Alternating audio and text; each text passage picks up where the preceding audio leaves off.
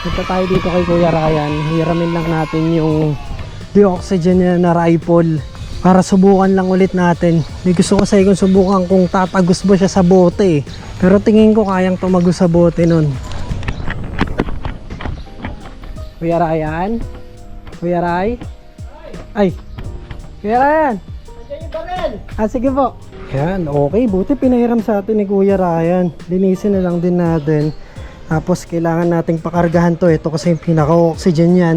Tapos bili na rin tayo ng bala. So ito yung rifle na di-oxygen. Napakita ko na sa inyo to dati. Pero ngayon susulitin natin. Tignan natin kung gaano siya kalakas. Let's go. Hanapin natin kung saan yung pahanginan. Tinuro naman sa atin ni Kuya Ryan kung saan. So doon na lang din tayo bibili ng bala. So disclaimer lang mga boss, dahil gun ban ngayon, yung mga ganong klase ng barel bawal ilabas talaga, lalo na sa mga gantong kalsada o kahit saan.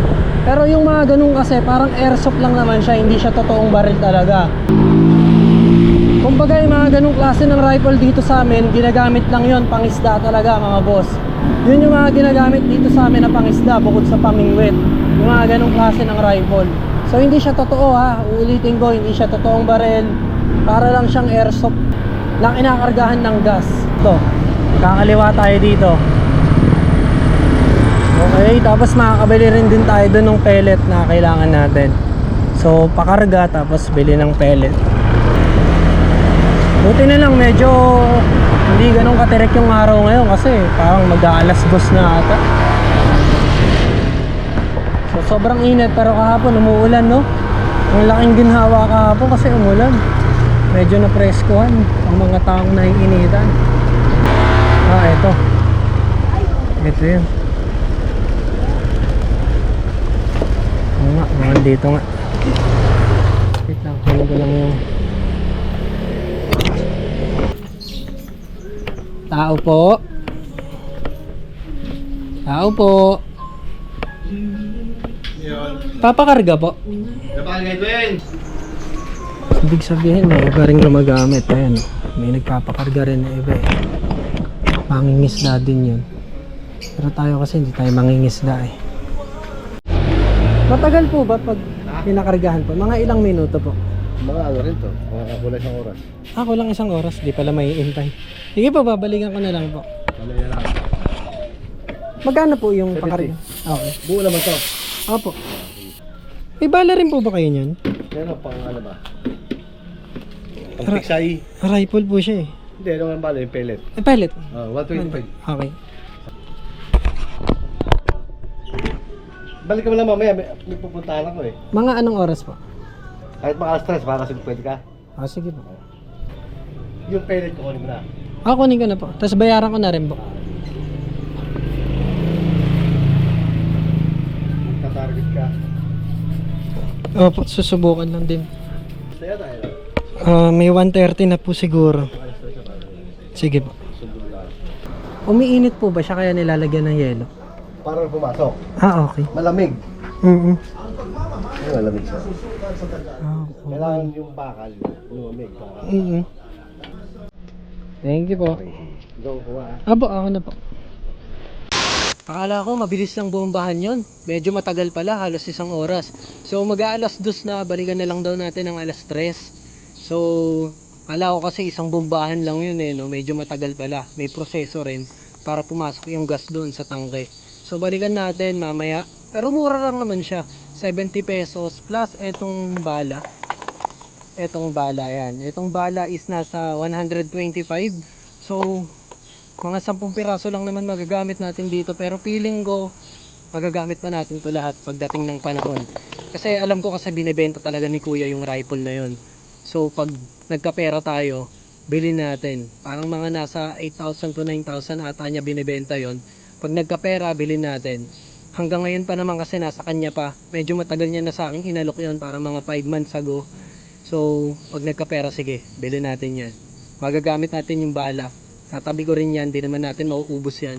Susubukan lang naman natin siya sa bote. So tara, uwi muna tayo, check natin yung rifle. So yung mga ganitong klase ng rifle mga bossing, paano maano tong ina-assemble, no? Hindi to katulad ng ibang barel na pag ginawa mo is, ano tawag dito? Eto kasi parang DIY kasi siya mga bossing. Kailangan mong bumili na itong kulata. Ito yung body niya. Kulata tawag dyan mga boss. Kailangan mong bumili ng separate na trigger mechanism.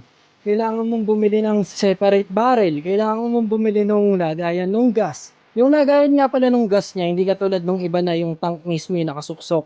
Ito, dito yung kumakarga yung pinakagas. So yan, yung kung makikita nyo tong isang barrel na to na mahaba, na mas mataba siya kaysa dito sa nasa ibabaw, di ba? Dito nai-stack yung CO2 niyan mga bossing, yung oxygen niya, dito nai-stack yan. And then pag nilagyan niyo ng bala yan, dito yan mga boss, yan. Ito siya. Dito nilalagay yung bala, then babalik niyo lang yan. At dito yung kinakasa, yan. Ito yung kasahan niya. 3 beses yan binababa. Sa 2, 3. Hindi ko alam kung bakit ganun na sa 2, 3, pero ganun talaga ganun yung process niya para maikasa natin. So, pag clinic niyo yung trigger niya, bam! Doon yan. Tsaka niya ilalabas yung gas papunta doon sa bala at puputok na siya ng napakalakas. Pinapasadya yan, no?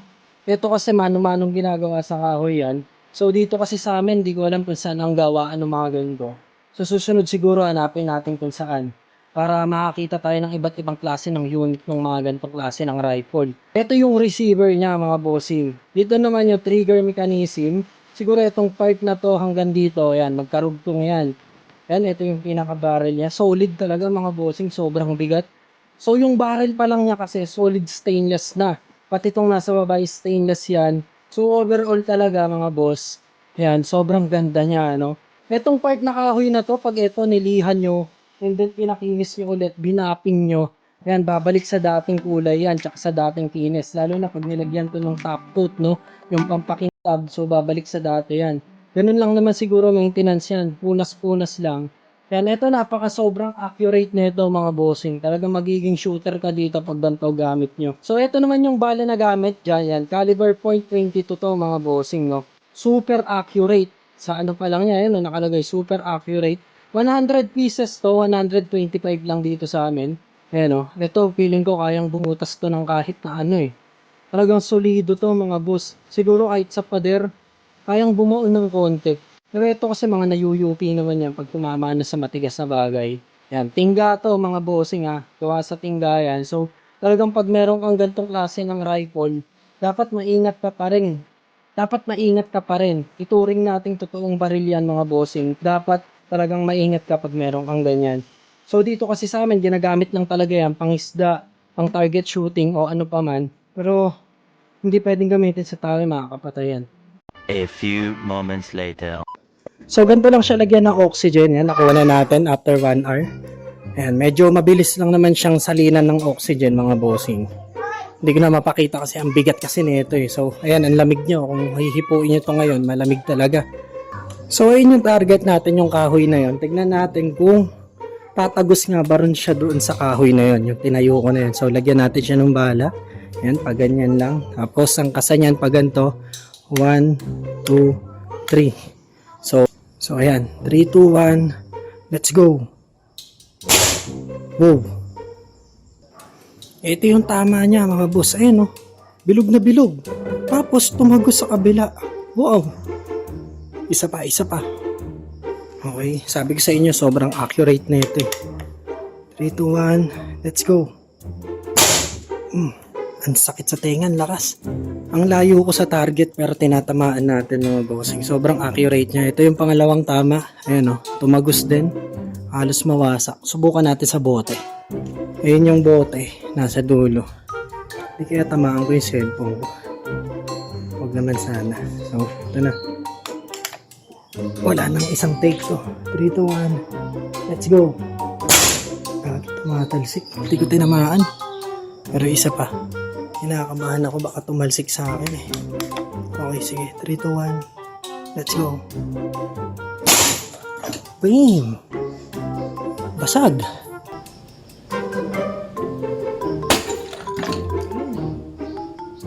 Basag mga boss. Lakas talaga nito. Ganda talaga nitong gamitin pang target shooting talaga. Pero dapat mas malayo pa ng konti. Kasi iniisip ko, pag tumama sa pader, baka tumalsik sa akin yung bala. May ganun ba? Di kasi ko sure eh. Ayun yung bote mga boss oh. Basag diba? Asaan yung pinakabala? Asaan yung pinakabala? Tignan natin kung ano nga bang nagiging itsura nung pinakabala pag tumama siya. Pero wala akong makita eh. Hindi ko makita yung pinakabala ko nasaan. Wala.